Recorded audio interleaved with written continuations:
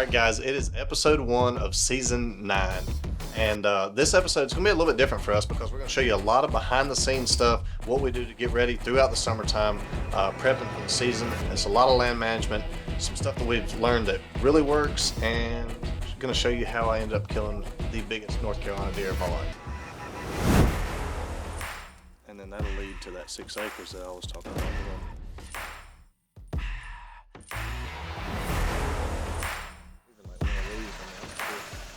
Turkey alert roosting in. Because around it there's no other food for deer.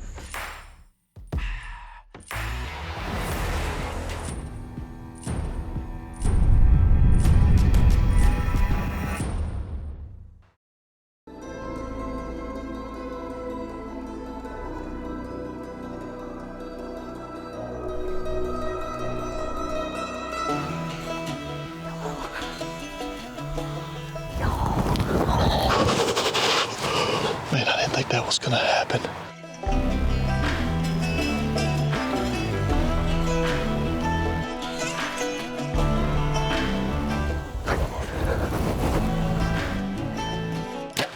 He's throttled too, son. God, thank you.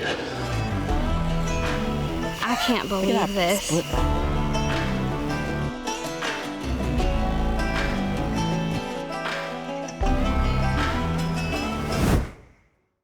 This segment brought to you by Tetra Hearing.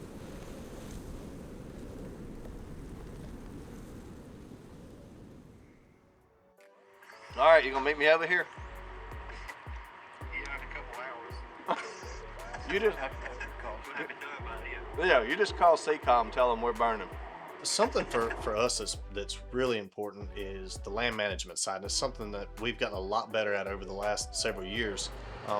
Going from just planting your simple food plots to now tailoring these food plots, building specific plots in specific hunt areas where we're trying to get the deer to. Deer focus on a couple different things: food and water, cover, and security. And that's really, if you can dial those in, your success rate of holding deer on that property and getting on a bigger deer that you're targeting year after year, is going to be a whole lot better. This is our base food plot. So this is the first year we put it in this fall, and it's pretty thin now because I crushed it and it was starting to come up. But the good thing is you get that root system established. That's why we plant them in the fall, so it has all winter to really get that root system established. And then this spring here in a couple months, it's going to look totally different. This will be popping off. It's going to be really good. So, North Carolina is a bait state, so it's legal to go out there and put out corn. And the reason that we do a lot of the management stuff is that we're able to take our property to the next level. It gives us the advantage over the guy that's just dumping out a bag of corn and going out there and hunting, which there's nothing wrong with it. It's legal. But for us to be able to come in, put these food plots in, and really make it a place that the deer don't want to leave, what we see is a lot of our 3-year-olds making it through to the next year. We're able to hold these deer over. We're able to feed them through the wintertime when food's really scarce. And we're able to bring in deer that haven't been in the area. These bucks, we get some of them that just transition over into our places and they set up shop and stay there. And we end up being able to harvest these deer because we're retaining them with the food plots. All right, guys, I am excited because we are finally getting this property burned. Weather conditions are right, and we're getting ready to make this thing happen. This will be the third section we burnt, Gene? So we started 4 or 5 years ago, I cannot remember exactly, but started burning sections of this farm, and we've really watched it increase the wildlife. But this is a section that we actually have our archery course on, so we're having to pull these targets so that we do not have a bunch of targets burning out in the woods, obviously. But anyway, conditions are right. We got the go ahead. Gene's here, and we are about to light a match to this sucker and watch her burn. Hopefully not the building. That's the goal. We're gonna burn the woods, not the building. Right, Gene? All right. Basically, this burn here, you see the map. It's just under 50 acres. The objective is wildlife. By doing it, benefiting the deer, benefiting the turkeys.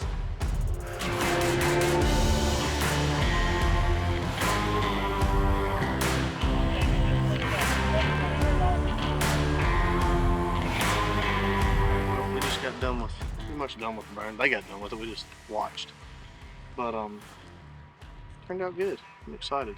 I'm ready to get in here and start looking so we can find some sheds in the woods. Turkeys will be in here tomorrow morning. About guarantee you, eating these grubs and everything else that this fire has brought to the tops. This segment brought to you by Onyx Hunt.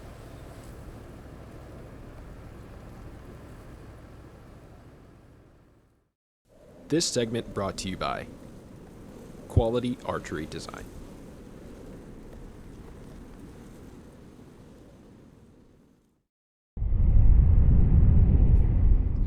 We can't wait to start seeing the results of all the improvements that we did on our land this fall. And the reality of land management is sometimes it takes no time to be able to see the fruits of your labor, but a lot of times it takes a while. And a prime example of that is the food plot that we put in back in North Carolina in 2021. All right, guys, it is mid-December 2021. And what I'm getting ready to do might sound a little bit crazy to you, but after I explain the situation, hopefully it makes sense. What I'm getting ready to do is there's a hidden food plot down here that's, I mean, when I was little, I used to come down here and hunt it, and it was awesome.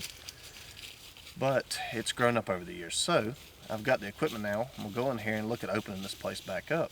The reason I'm doing it now is because it's been extremely dry, and you can never get down there to get it cleared off when it's wet. And this year, for some reason, it's a record drought. But we'll go in here, start looking at this food plot, and we'll see what equipment we need first thing this morning. And to give you a little bit of the situation, there's a river that runs right down here. The food plot runs by the river. I mean, you could not place it any better because we got a ton of grain fields behind us. So let's get down here and check it out a little bit and figure out what equipment we need, and we're gonna get started. All right, so we're down here in the bottom side of the food plot, and this little area always stays wet, but it used to have a pipe right here, and everything would flow through, and it kept this food plot dry. So we've got to figure out how to get this fixed again, dig this ditch all the way back to the creek, and put this pipe back in so hopefully the water drains out, keeps my food plot dry. So first challenge is going to be right in this little area, and then past that it gets pretty dry. But it's just it's a bowl down here, just a bottom, and if we can plant stuff like beans and keep the deer off of it until they get right, it's going to be magical. I'll go ahead and just try to go a little circle around this thing, figure out get the outside right. Yeah. And then work the way.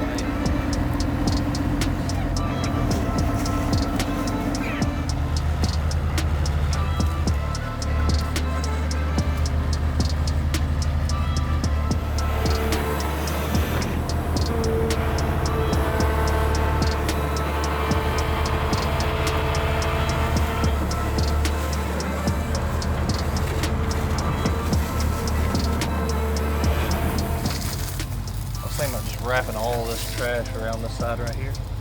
I'm trying to keep them from coming all the way around and coming in the field. They either have to come in right here or either around the other side. That's a lot of junk trying to move over here, ain't it? Yeah. All right, right here's the property line, and I can still see my excavator. And this is what they're getting ready to clear cut. So hopefully they hurry up and get in here and cut it in the next couple months, and that way it gets some good growth and the deer will be bedding in here. But right along this creek, they can't cut but so close to the creek, so it's going to create a little SMZ zone, a little timber run where they can run straight, I mean right into the food plot. So this can be about perfect if they get in here and start cutting it. Don't do it in August. So something I learned about this plot, and this was kind of by default, we had an extreme drought this summer. Food plots up on the high ground were just absolutely burned up. No food around. The natural vegetation was pretty much toast. And what I learned about this plot, because it was down there in the bottom, pretty much on the creek, I mean this plot will flood every time we get a hard rain from the creek water coming in, but that water table being low allowed the plants to get nutrients and get water where everything else was dried up. So what I saw from that, these deer were just coming in here and crushing this plot. I mean, it was super green where nothing else was, no natural vegetation, nothing for the deer to eat, but we were pulling these deer in from several miles away because we had that green food source. And that is a direct result of having that food source in the bottom with that lower water table where the plants were actually still able to get the water that they needed. So by default, not knowing this, but learning it, it turned out to be a great decision, and this plot ended up being a game changer on the property. All right, I just want y'all to know, no matter what Carson Corey tells you or lets you believe, this whole food plot thing was my idea. But when I told him this like a year ago or so, a few months ago even, he was like, nah, it's too much water. It'll flood. Well, what do you think we're doing? All of a sudden he woke up and he was like, I think I'm gonna put a food plot down there. Okay. Now it's his idea, so it's a good thing. And then what are we gonna do with them? I don't know. Well, flash forward 2 years now, and we are finally seeing a big old buck wandering around that North Carolina food plot that we put in a couple years ago. It's time to reap what we've sown. This segment brought to you by Hoyt Archery.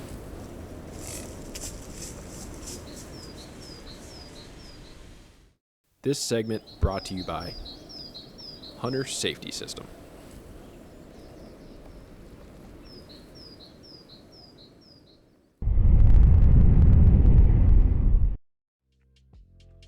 All right, me and Clay are headed into one of my spots back here behind the house, hunting North Carolina.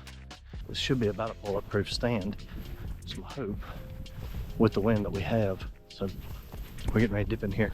It's a deer I've been eyeing since early this year, and he went from a good deer last year, not really nothing crazy, to absolutely exploding. So hopefully we can get on him and get to see him tonight.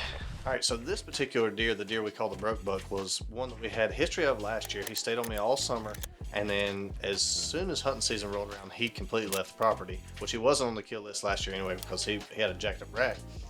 But this year, I was able to retain him. I had him down there every single day, right up until deer season, and right the first day of the season, it started raining. What that did was give life to the other plots around, and as soon as it rained, he was gone. He disappeared. I had the idea to throw up a few more cameras around the property, but the main one that I wanted to focus on was Chandler's food plot. I'm gonna give Lindsay a little bit of credit because she went up there, put the camera up on a field that we call Chandler's, and he ended up showing up there first day. So boom, right there on him. We're hunting him again. She's a little jealous, but we found him and it's game time.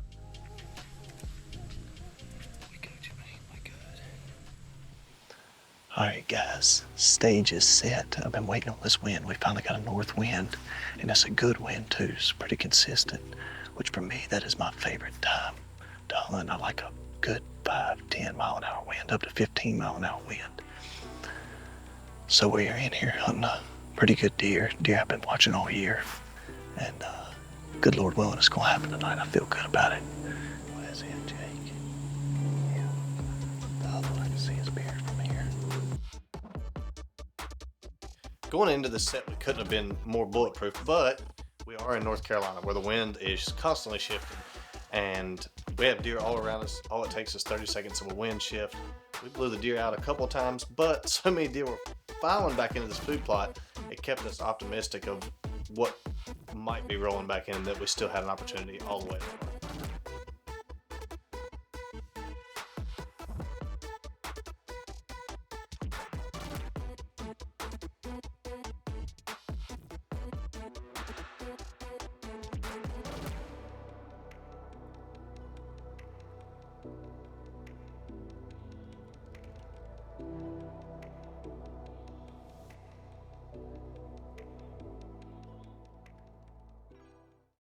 It is day 2.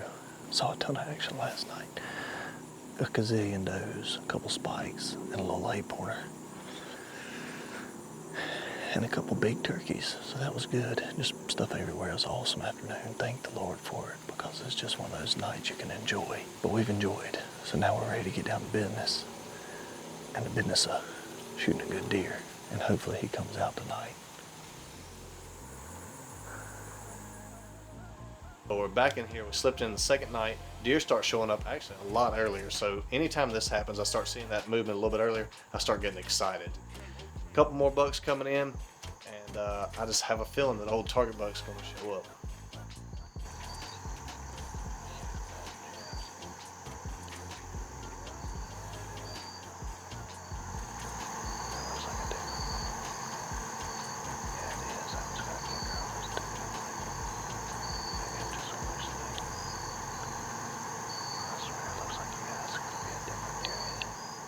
So the field is absolutely full of deer. We got 3 good bucks, a lot of potential for next year. a ton of does. We got plenty of eyeballs. We just need the right deer, Mr. Brokebuck, to make his appearance.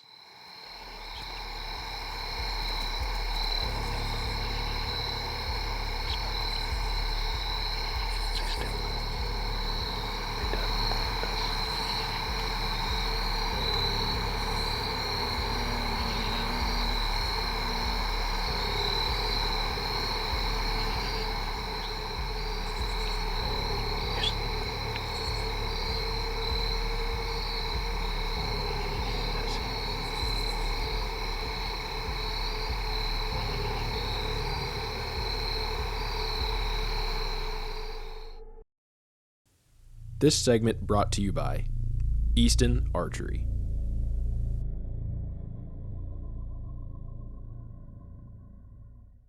This segment brought to you by Mossy Oak Companions.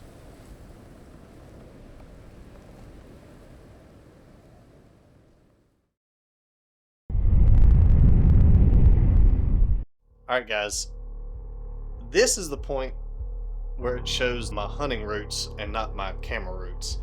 I've got this deer walking in. I know how hard they are to get in front of you, especially in North Carolina of this caliber, with a bow. He's walking down the field. Clay's over my shoulder saying, hey, I'm gonna have to switch it to infrared.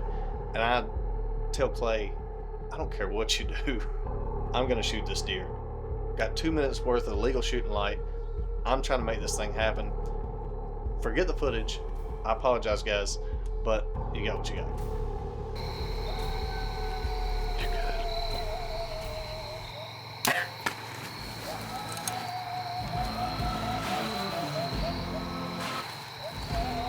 He's done right there, son.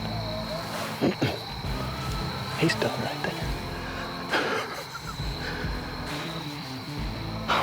Man, talk about zero time. We were within 1 minute of legal shooting light. I'm gonna go ahead and apologize for the footage. Camera light's pretty much dead, and if we were in the Midwest at a hunt somewhere, I probably wouldn't have shot because of the camera light, but these deer are so spooky, and it's so tough to get on them. But he's down, and you don't get many opportunities at a daylight buck of that caliber here in North Carolina, so thank you, Lord.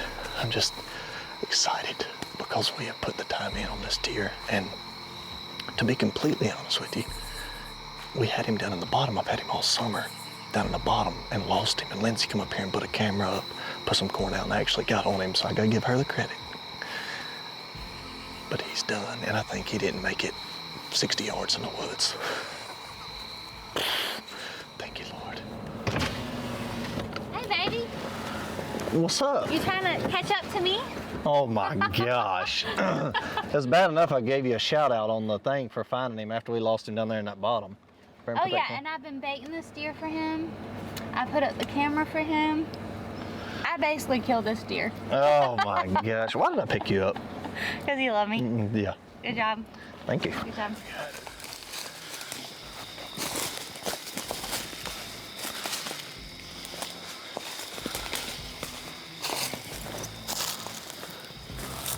He wanted to make it easy on us because he died right there in the road. Oh my gosh. Holy cow. Dude, that is a stud. Okay. So from day one of us hunting together, there has always been a little friendly competition between me and Carson. But nonetheless, I am always so proud of Carson for whatever kill he brings home to put on the wall. It's just something about this buck, doing it on our own farm, off a food plot that we put in all the hard work for it. He just makes me so proud. Thank you, Lord. It's a blessing that we're able to chase these animals for sure. Big. Yeah. Oh. I'm on a roll, bug. Good job, baby.